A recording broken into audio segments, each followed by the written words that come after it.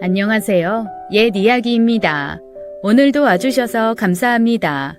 옛 이야기 채널은 사연 읽어주는 남녀 채널에서 지금은 삭제되어 들을 수 없는 21년도에 소개해드린 사연 중 베스트 사연만 뽑아서 들려드리는 채널입니다.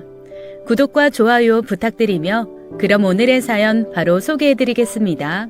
당연히 아줌마라 불리는 것이 이상하지 않을 나이이지만 그렇게 불리는 게 억울한 건 제가 결혼을 한 번도 한 적 없는 처녀이기 때문입니다.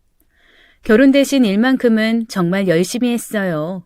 그 덕분에 대학도 못 나온 주제에 큰 통신회사를 정년까지 다녔으니 그럭저럭 괜찮은 인생이었습니다. 전 형편이 어려운 관계로 대학을 나오지 못했어요. 그때 생각하면 지금도 눈물이 나네요. 결국 전 대학을 포기하고 취업의 길을 알아봐야 했고 전화국에 들어가 직장 생활을 시작했습니다. 114 안내 전화 기억하시죠? 지금은 인터넷으로 검색해 전화번호를 찾지만 예전에는 1년에 한 번 나오는 전화번호 책이나 114 안내 전화로 전화번호를 찾고는 했었죠. 바로 그 전화 안내를 해주는 일이 제 직업이었습니다. 당시 대학을 못 간 여학생들에게 취업 자리는 많지 않았어요. 작은 회사의 격리나 비서 일을 하거나 그것도 아님 공장 같은 곳에서 여공으로 일하는 게 고작이었죠. 다행히 대학 못 간 절 안타까워하던 담임 선생님이 저에게 취직 자리를 알아봐 줬어요. 대학 못 갔다고 인생 끝난 거 아니다. 대신 좋은데 취직하면 안 되겠니? 그러면서 소개시켜준 데가 바로 전화국이었어요.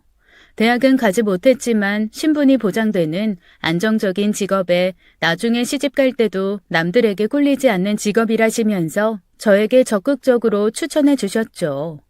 그렇게 선생님 덕분에 들어간 전화국이 굴지의 통신회사가 되면서 팔자에 없는 대기업 직장인 생활을 한 셈이니 당시 제 팔을 붙들고 억지로 전화국으로 끌고 갔던 그 선생님의 성견지명이 옳았던 거죠. 다만 한 가지는 틀리셨네요. 전화국에 들어가면 시집도 잘 갈 거라는 말이요. 전 평생 바깥으로 돌며 엄마를 고생시키는 아버지를 보고 자랐어요. 바람을 피우다 들키고도 뭐가 그렇게 떳떳한지 엄마가 공장에서 힘들게 번 돈을 들고 새살림 차린 여자에게 가는 모습을 본 게 한두 번이 아니었으니까요. 그러다 보니 엄마처럼 살 바에는 아예 결혼을 하지 않겠다는 결심을 은연중에 하며 산 것 같아요.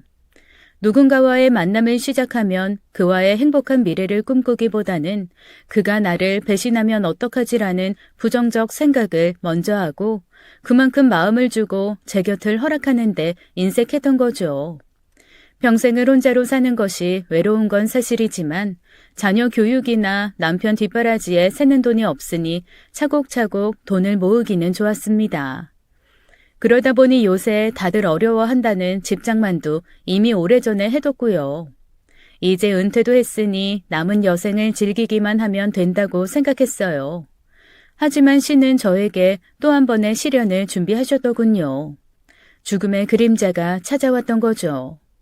5년 전 신장 기능에 문제가 있다는 판정을 받고 투석을 받으며 버텼지만 이젠 신장 이식 외에는 방법이 없다고 하더군요. 더 이상 투석으로 버티시는 건 무리예요. 이제 이식밖에 방법이 없습니다. 이식요? 네, 신장, 그러니까 콩팥 이식이요. 다른 장기에 비해선 그래도 신장 이식은 용이한 편이에요. 심장 같은 장기는 도너, 그러니까 뇌사 상태에 기증자가 있어야 이식이 가능하지만 신장은 2개잖아요. 기증자가 마음만 먹으면 하나는 얼마든지 줄 수가 있죠. 자식분이나 형제자매 중에 부탁을 해보세요. 난감했어요. 의사는 가족에게 부탁하면 쉽게 신장 하나 정도는 얻을 것처럼 말했지만 결혼을 하지 않고 형제도 없는 제게는 그 가족이라는 게 결코 쉬운 단어가 아니었으니까요. 제가 결혼을 하지 않아서 자식이 없어요. 형제 자매도 없는 외동이고요. 제 말에 의사는 난감한 표정을 짓더군요. 보통 신장 이식은 가족들에게 공여받는 경우가 대부분이에요.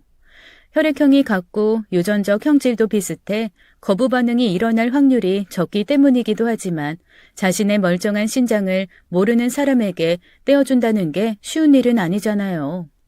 그나마 형제자매, 부모 자식 같은 가까운 가족 정도는 되어야 자신의 오장육부를 떼어내는 희생을 감수하는 거겠죠. 하지만 그것도 딱 2촌까지지요. 3촌이나 4촌만 되어도 이런 일은 부탁조차 하기 어려운 겁니다. 제게 가족이라는 기억은 16살 어린 시절로 끝이 났어요. 그 여자 때문이었죠. 그 여자는 돌아가신 엄마의 하나뿐인 동생, 막내 이모였습니다. 이모가 둘도 아닌데 왜 그랬는지 모르겠지만 전 그 여자를 막내 이모라고 불렀습니다. 아마 저랑 나이차가 그리 많이 나지 않았기 때문에 그런 것 같아요. 막내 이모는 나랑 13살밖에 차이가 나지 않았습니다. 나이차는 적었지만 이모는 어린 시절 내 엄마 같은 사람이었죠. 생계를 위해 가발 공장에서 늦게까지 일을 해야 했던 엄마 대신 이모는 나에게 밥을 해주고 놀아주고 졸리면 업어주는 그런 사람이었습니다. 제 인생에서의 첫 기억은 이모의 등에 엎인 채 맡던 그녀의 풋풋한 머리 냄새였을 정도였으니까요. 엄마가 집에 들어오셔도 전 이모 옆에 더 붙어 있으려고 했죠. 그럼 이모가 엄마 눈치를 보면서 말했어요. 네 엄마한테 가라, 가스나야. 그 말을 하며 이모가 제 이마에 살짝 꿀밤을 때리면 전 삐져서 이모에게 눈을 흘기며 엄마 품으로 가고는 했죠. 이모는 못 배운 사람이었어요. 찢어지게 가난한 집에서 크는 바람에 엄마와 이모는 둘 다 배움이 짧았습니다.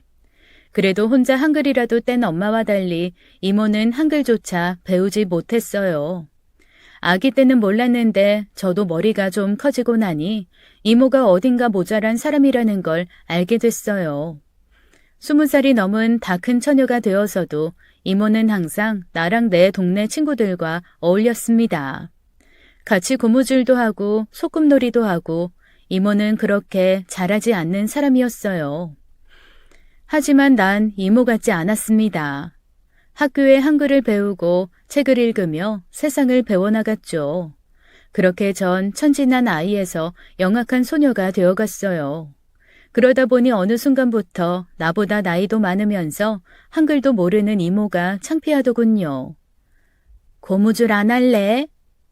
싫다. 내 숙제해야 된다. 숙제 언제 끝나는데? 숙제 때문이 아니었습니다.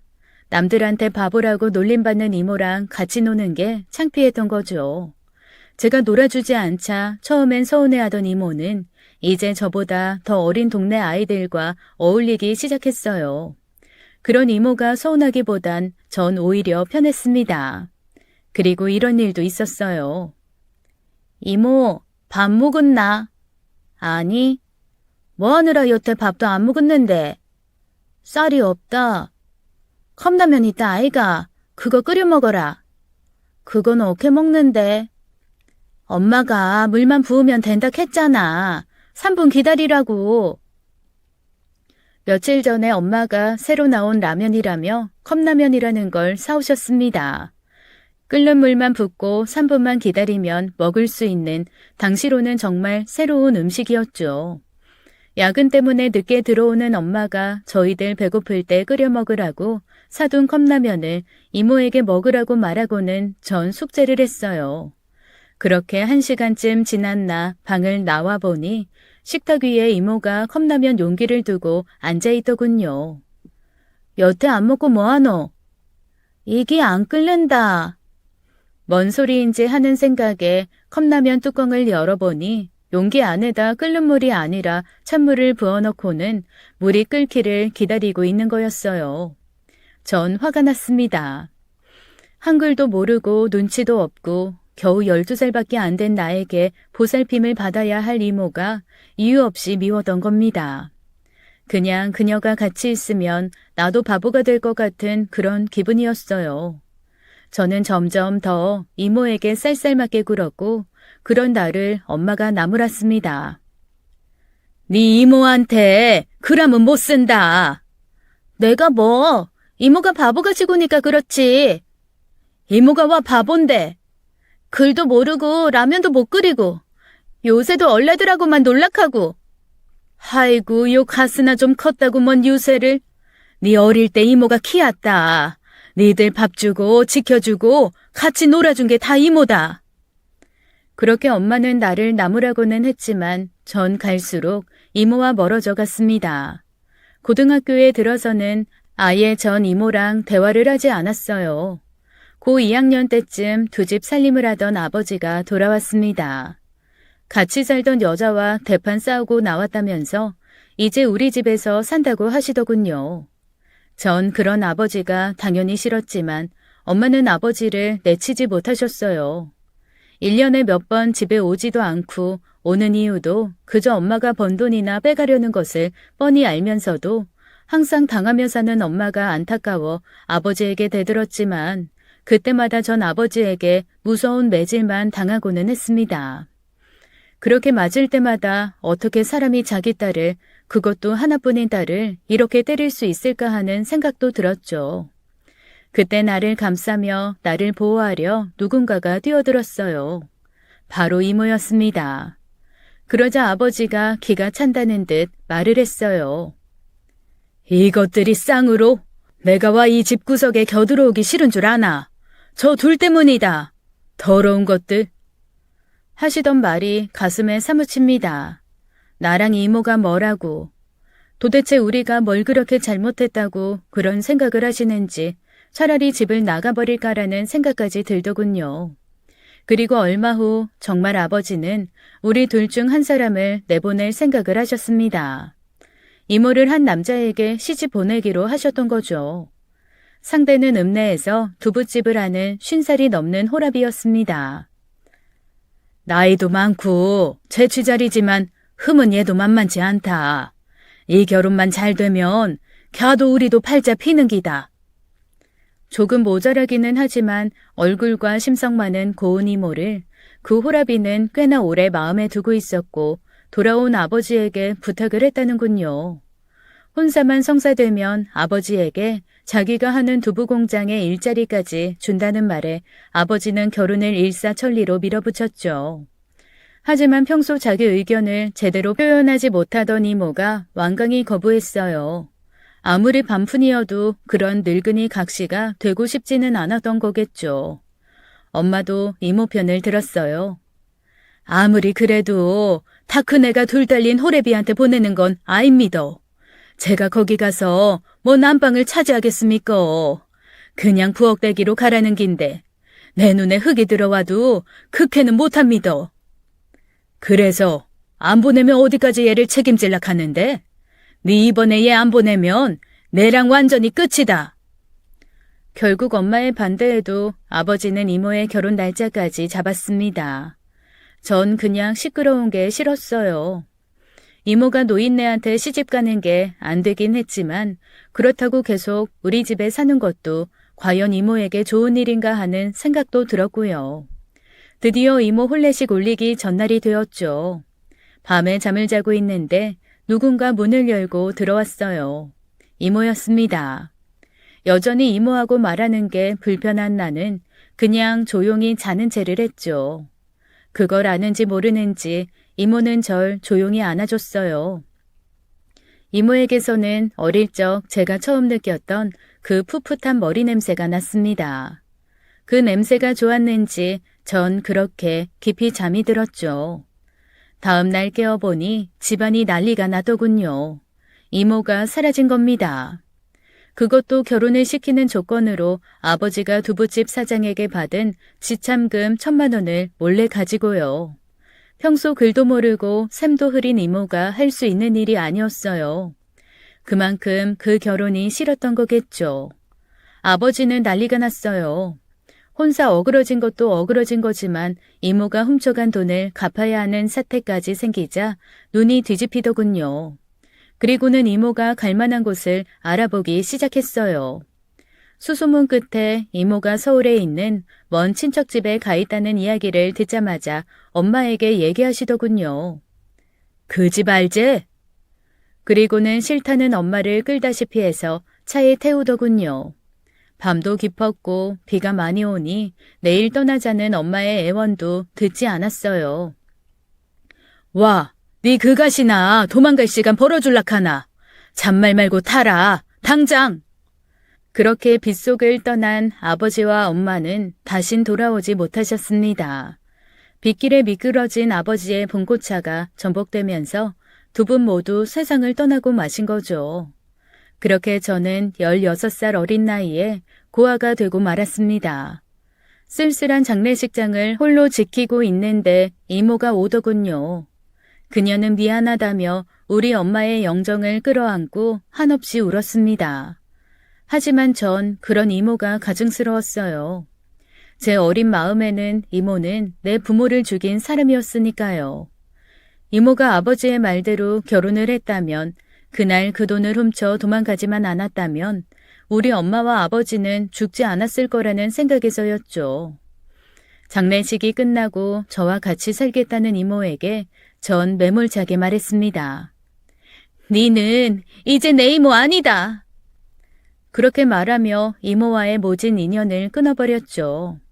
이모는 못 간다며 내게 매달렸지만 아버지가 이모 때문에 죽었다고 생각한 유일한 친척인 작은 아버지도 그런 이모를 끝내 쫓아냈습니다. 그때부터 전 제 힘으로 살았어요. 작은 아버지도 넉넉한 형편이 아니고 그쪽에 손을 벌릴 수도 없었으니까요. 혼자 살아가야 하는 인생이 되면 독해지더군요. 대학을 갈 형편은 아니지만 좋은 곳에 취직하기 위해 열심히 공부를 했죠. 그 덕분에 선생님의 추천으로 전화국에 취직도 할 수 있었던 거예요. 회사에 들어가서도 악착같이 일했습니다. 그러다 보니 홍기를 놓쳤고 지금에 이른 거죠. 사람의 운명이 다 그렇다지만 참으로 가혹하다는 생각이 들더군요. 평균 수명은 점점 늘어 이제 70에 죽는 사람에게도 요절이라는 말을 붙이며 안타까워하는 상황에서 60도 안 된 나이에 죽음에 직면하게 된 겁니다. 찾지 않던 신을 찾아 기도를 해보기도 했고 악에 바쳐 하늘의 원망을 토해보기도 했지만 그걸로 제 운명이 뒤바뀌지는 않았어요. 로빈 윌리엄스라는 배우를 아시나요?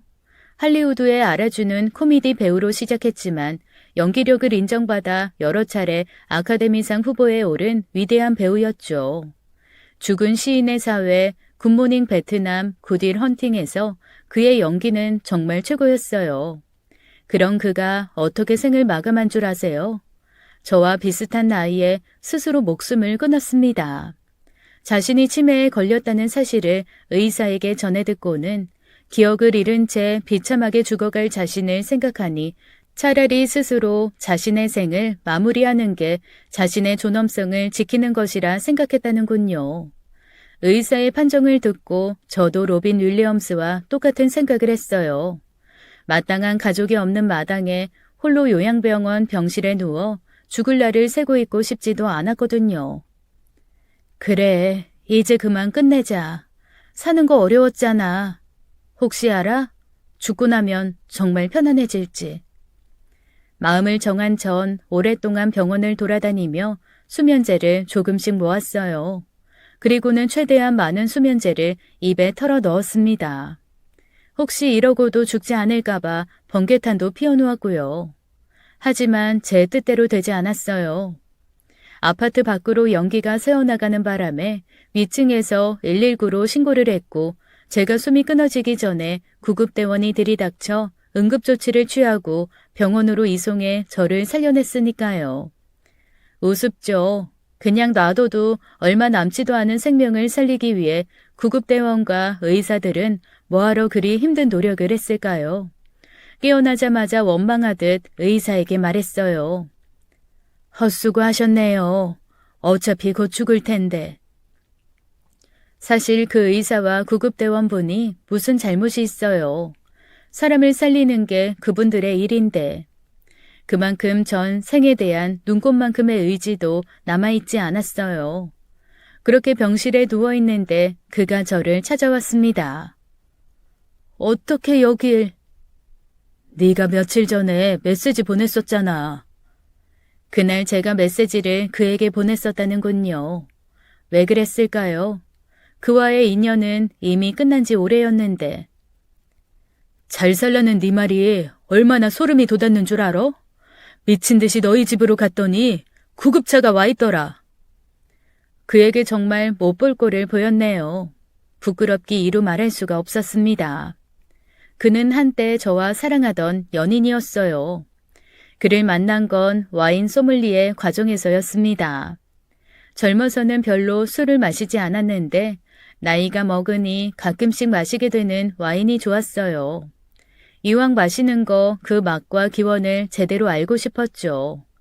그래서 인터넷으로 검색해서 와인 소믈리에 과정을 듣게 되었어요. 그곳에서 와인에 대한 역사나 철학도 배웠지만 소믈리에 과정에서 가장 중요한 것은 아무래도 시음이겠죠. 와인 소믈리에가 되기 위해서는 색깔, 향, 점도 등을 먼저 보고 마지막으로 시음을 해 그 와인의 산지와 와인을 담근 연도를 말하는 빈티지를 파악할 수 있어야 해요. 제가 다닌 클래스의 경우 하루에 많으면 15가지 이상의 와인을 맛보고 이를 맞추는 시험을 보고는 하는데 예민하게 맛을 보며 평가를 하다 보면 이상하게 평소보다 빨리 취기가 오르곤 했습니다. 그걸 익히 아는 선생님은 그래서 수강생들에게 술을 삼키지 말고 뱉으라고 했죠. 하지만 전 그게 잘 안 되더라고요. 어릴 때 어렵게 커서 그런지 먹는 걸 버린다는, 더군다나 아까운 고급 와인들을 버릴 수 없다는 생각에 시음주를 하는 족족 다 삼켰거든요. 그런 저랑 똑같이 모든 술을 받아먹는 사람이 있었어요. 바로 그 남자였죠. 그 남자는 취기가 오른 듯 얼굴에 홍조까지 띄우고는 저에게 말했습니다. 진짜 잘 드시네요. 잘 먹는 게 아니라 아까워서요. 저도인데 저 지금 죽겠어요. 그 말을 하더니 더는 무리라는 듯 화장실로 달려가더군요. 그게 인연이 되어 친해졌고 자연스럽게 연인이 되었습니다. 나이 40이 넘어 정말 오래간만에 연애다운 연애를 시작한 거죠. 그는 영화사를 운영하고 있었어요. K무비다 뭐다 해서 1,000만 명씩 드는 블록버스터 영화를 만드는 영화사는 아니었어요. 그리 흥행되지는 않았지만 작품성을 인정받은 예술적인 영화들을 만들고 수입도 하는 작은 영화사였죠. 저 역시 저질 코미디 영화나 히어로가 나오는 영화보다는 잔잔한 예술 영화를 좋아하는 취향을 가졌기에 그 영화들을 감명 깊게 봤었는데 그걸 제작한 사람이 그였다니 신기하더군요. 그렇게 그와 저는 먹는 취향부터 예술적 취향까지 통하는 찰떡궁합이었죠. 조심스럽게 이 남자와 미래를 함께하면 어떨까라는 생각이 들기도 했지만 쉽게 그 말을 꺼낼 수는 없었어요. 그가 아내와의 관계를 청산한 지가 2년밖에 안 됐었거든요. 그의 아내는 좋은 집안 출신에 대학에서 강의도 하는 분이었어요. 겨우 상고를 나와 전화 교환수를 했던 저랑은 비교도 할 수 없는 그런 분이었죠. 그런 만큼 남편의 사회적 성공도 당연해야 했어요. 명문대 출신의 똑똑한 남편이었으니 기대하는 것이 이상한 것도 아니었죠. 하지만 그는 탄탄한 대기업 생활을 때려치우고는 자신이 좋아하는 영화 제작을 했어요. 그것도 상업적인 돈벌이와는 크게 상관이 없는 작은 영화들을요. 아내가 수입이 많은 만큼 먹고 사는데 지장은 없었지만 기대하는 성공에 이르지 못하는 남편이 그 아내는 성에 차지 않았다더군요. 시간이 지날수록 아내분은 그걸 티로냈고 자신을 무시한다는 생각에 싸움도 잦아졌다는군요. 결국 처갓집 식구들까지 그를 무시했죠. 이번 생신 때는 안 와도 좋네. 집안 높은 어르신들 많이 참석하시는데 괜히 아버님 부끄럽게 만들지 말고 그냥 집에 있게나. 어느덧 자신을 집안의 망신으로 보는 아내와 아내의 가족에 실망한 그는 결국 집을 나왔고 두 사람은 결국 2년의 별거를 거쳐 이혼을 했답니다. 하지만 이혼 후에도 두 사람 사이의 관계는 완전히 단절되지 않았어요. 바로 아들 때문이었죠. 그는 자기 아들을 너무 사랑했어요. 전부인이 아들을 맡아 키웠지만 그는 아들을 챙기는 데는 소홀함이 없도록 했습니다. 생일이나 입학식 같은 날은 기본이고 하다못해 중간고사가 끝나는 날에도 수고했다며 아들과 외식을 했어요. 문제는 아들만 만나는 게 아니라 전 부인도 같이 식사를 하는 거였어요. 아이 때문이라더군요.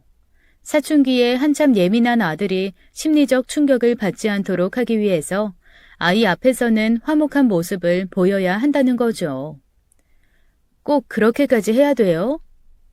아직 아이가 이혼한 걸 몰라. 그냥 내가 사업 때문에 따로 살고 있는 걸로 아는 거지. 한참 예민한 사춘기라 혼란을 주고 싶지 않아서 그랬어. 그렇게 말하며 나에게 이해를 부탁했어요. 처음에는 이해를 했습니다. 아니, 아이를 생각하는 그의 마음이 참 훌륭하구나 했죠.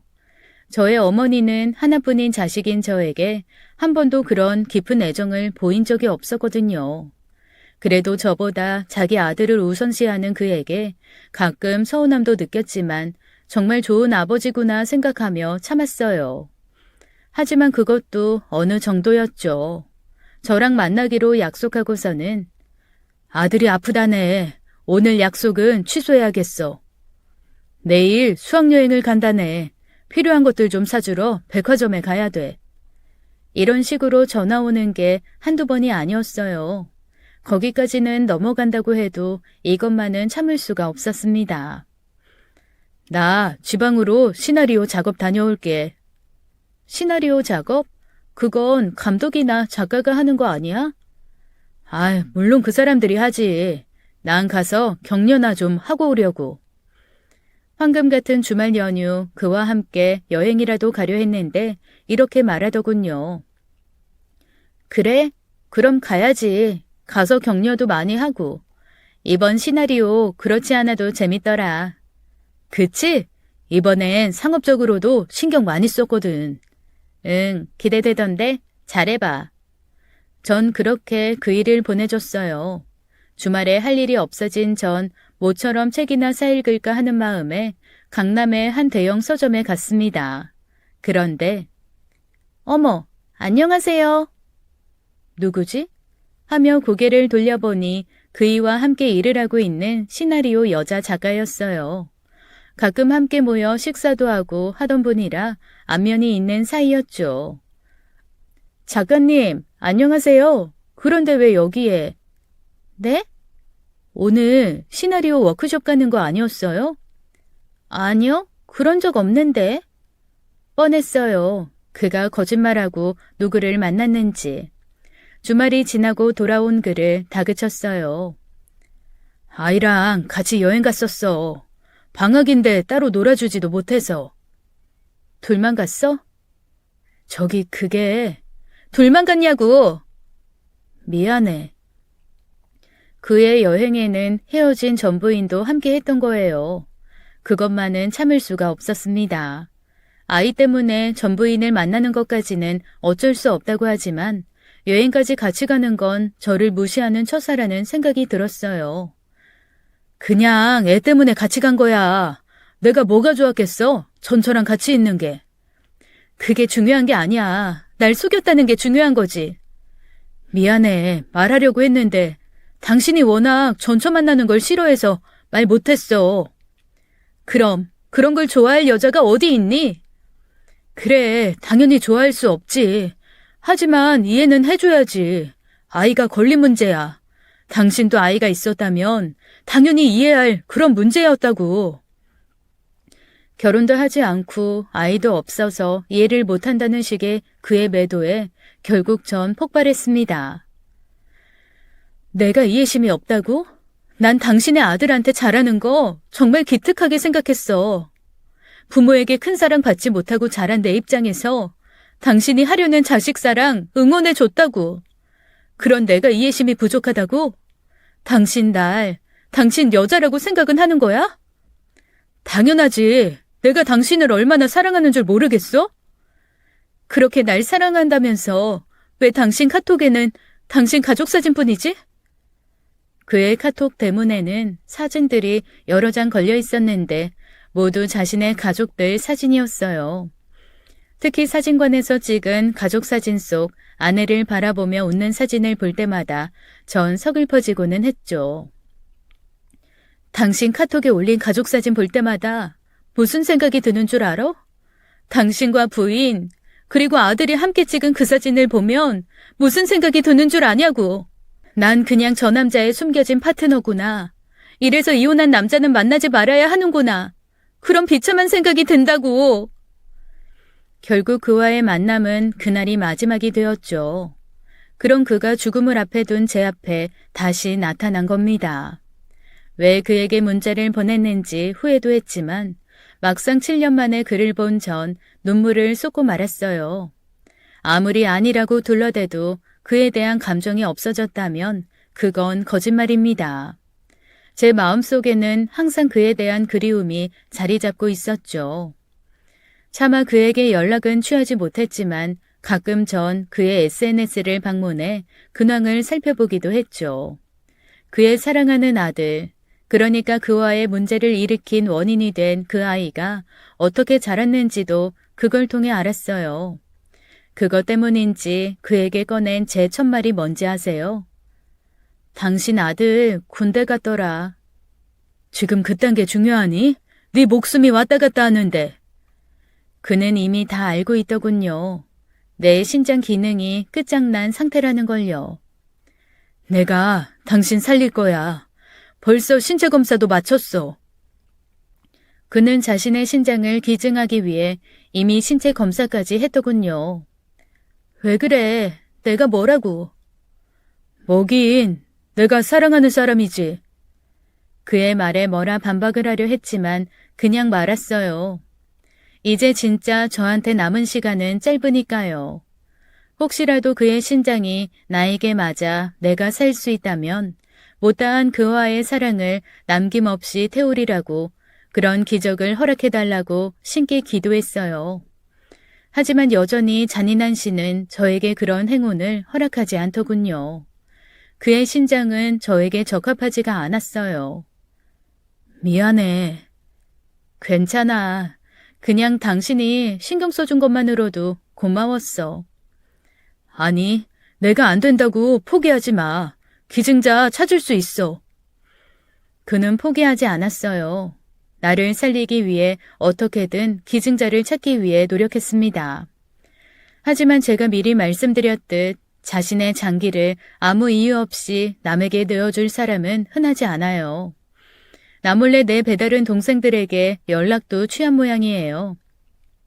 하지만 서로 왕래 없이 살아온 지 수십 년인 그들이 제게 피 같은 장기를 줄 리는 없잖아요. 결국 그는 공중 화장실에 장기 매매라고 적힌 곳에 전화를 하기도 했지요. 중국으로 가면 장기를 구할 수 있다며 브로커가 나서기도 한 모양이지만 결국 사기꾼이었어요. 이제 그만하자. 그냥 나랑 어디 여행이나 가주면 안 될까? 네, 그 말에 그가 눈물을 흘리더군요. 항상 강인하고 감정을 잘 보이지 않는 그의 눈물을 보니 이제 그조차도 저의 죽음을 받아들인다는 게 된 것 같더군요. 정말로 인생을 마무리할 때가 됐다고 느꼈어요. 그래도 그와 마지막을 함께할 수 있는 시간이 남아있다는 것이 그나마 다행이라 생각을 했죠. 따뜻한 곳에 가고 싶었어요. 남해안이나 제주도 같은 곳이요. 한참 추울 때였거든요. 적어도 쓸쓸한 느낌이 드는 그런 곳은 가고 싶지 않았어요. 그런데 그의 차가 향한 곳은 북동쪽이었습니다. 어딜 가는 거야? 강릉. 강릉? 강릉은 왜 가? 따뜻한 곳에 가고 싶다고 했잖아. 강릉에 갔다가 남쪽으로 가면 되잖아. 들릴 곳이 있어서 그래. 뭔가 분명히 있는 것 같은데 그 이상 그는 말하지 않았어요. 막상 강릉 바다에 도착해보니 그곳 바다는 눈부시게 아름답더군요. 저희는 강릉 카페 골목에 있는 한 작은 카페로 들어갔어요. 커피 볶는 냄새가 은은하고 좋았지만 그곳에 있는 다른 카페들과 비교하자면 규모도 작고 경치도 딱히 훌륭한 곳은 아니었습니다. 여행광이라 좋은 곳이라면 전국적으로 빠삭한 그가 여기로 온 이유가 궁금했어요. 그때 한 은발의 여인이 찻잔을 들고 저에게 오더군요. 바로 막내 이모였어요. 세월이 흐르고 많이 늙었지만 그 사람은 제 이모가 분명했어요. 막내 이모를 보자마자 전 자리를 박차고 일어났습니다. 그런 제 손을 그가 잡더군요. 가지마. 그는 이곳에 내 이모가 있다는 걸 알고 온 거였어요. 전 그에게 이모 얘기를 한 적도 없었는데 어떻게든 날 살리려던 그가 내 호적까지 뒤져서 내 배다른 동생들과 이모의 거처까지 찾아냈던 거죠. 하지만 전 제 가족을 파탄낸 이모의 도움을 받을 생각이 전혀 없었어요. 이거 나 이 여자랑 할 말 없으니까. 네 그냥 있으면 죽는다며. 그게 무슨 상관인데요? 상관이 있다. 니는 내 딸이니까. 갑작스러운 막내 이모의 말에 전 그 자리에 굳어버리고 말았어요. 이모가 내 엄마라니 그게 무슨. 더군다나 이모와 나의 나이 차이는 겨우 13살이었습니다. 말도 안 돼. 당신이랑 나랑 겨우 13살 차이야. 그래. 그런 애가 초경을 시작한 지 얼마 되도 않았던 내가 널 낳은 기라. 잠시 후 시작된 이모의 고백은 충격 자체였습니다. 동네에 같이 살던 오빠였다. 어린 나이에 이모는 동네 오빠와의 원치 않는 관계로 저를 임신했던 겁니다. 말씀드렸듯 어리숙하고 순진한 이모는 어찌 해야 할지 몰라 아이를 임신한 사실을 숨겼다고 하더군요. 그러다 결혼한 지 얼마 안 된 엄마에게 이 사실을 들키고 말았답니다.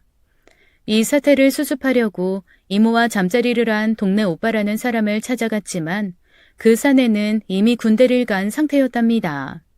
이대로 놔뒀다가는 처녀가 임신했다는 소문이 퍼지면 그렇지 않아도 모자란 동생에게 치명적일 거라 생각한 엄마는 이모를 데리고 와서 아버지에게 사정을 했답니다. 이모가 낳을 아이를 입양해 키우자고요. 니 미쳤나? 한 번만 봐주이소. 그것만 허락해주면 당신 말이라면 무슨 일이라도 다 해줄 거구마. 결국 엄마의 읍소에 아버지는 이를 받아들였고 사실은 큰 이모부와 이모의 호적에 입양되었던 겁니다. 억지로 입양을 허락하기는 했지만 큰 이모부이자 아버지는 저를 쉽게 받아들이지 못했고 그래서 그때부터 집 밖으로 떠돌게 되었다더군요. 하지만 그런 아버지에 대해 어머니는 감히 아무 말도 하지 못했습니다. 나를 받아줬다는 사실 하나만으로요. 막내 이모, 그러니까 내 친어머니도 죄인처럼 입을 다물고 살았습니다. 참으로 모질고 힘든 당시 여자들의 삶이었던 겁니다. 왜 말을 안 해줬어요? 이유를 알았으면 내가 이모를, 아니, 엄마를 원망하지 않았을 거 아니에요. 엄마랑 약속했다 아이가. 죽을 때까지 말 안 하기로. 그래야 네가 행복할 거라고. 근데 이기 먹고 네가 아프다니. 그렇게 이모는, 아니 내 친엄마는 이 사실을 안 내가 불행하게 될까봐 지금까지 입을 닫고 나를 떠나 있었던 겁니다. 도대체 믿기지 않는 과거사에 멍하고 있는 나를 지켜보고 있던 그가 말했어요. 이모님은 이 일을 끝까지 말하고 싶어 하지 않으셨어. 그냥 조용히 친딸인 너에게 신장만 넘겨주려 하셨지. 하지만 내가 반대했어. 이제 진실을 알려야 한다고. 친모임을 알게 된 막내 이모와 전 한참을 서로 부둥켜 안고 눈물을 흘렸습니다. 친모인 막내 이모의 신장은 이식 받기에 적합했고 며칠 후 전 신장 이식 수술을 받았습니다. 그리고 몇 달이 지났네요. 이제 전 건강을 완전히 회복했습니다. 그리고 제 옆에는 그가 있어요. 그의 아들은 다 커서 군대를 갔고 더 이상 아들 때문에 저와의 관계를 숨길 필요도 없게 될 만큼 전철을 만날 일도 없습니다. 아니 그런 이유가 있건 없건 전 그 일을 사랑합니다. 그이와 전 내일 강릉으로 갈 거예요. 자기를 희생하고 자신의 신장까지 떼어준 이모. 아니, 제 친모가 계신 그 강릉 카페로요. 16살 그날 이후 처음으로 제게 가족이 생긴 겁니다. 이제 전 힘들게 이룬 가족들과 영원히 함께 할 거예요. 끝까지 들어주셔서 감사합니다. 지금까지 옛 이야기였습니다. 끝까지 시청해주신 여러분 감사드리며 저희는 다음 사연으로 돌아올게요. 감사합니다.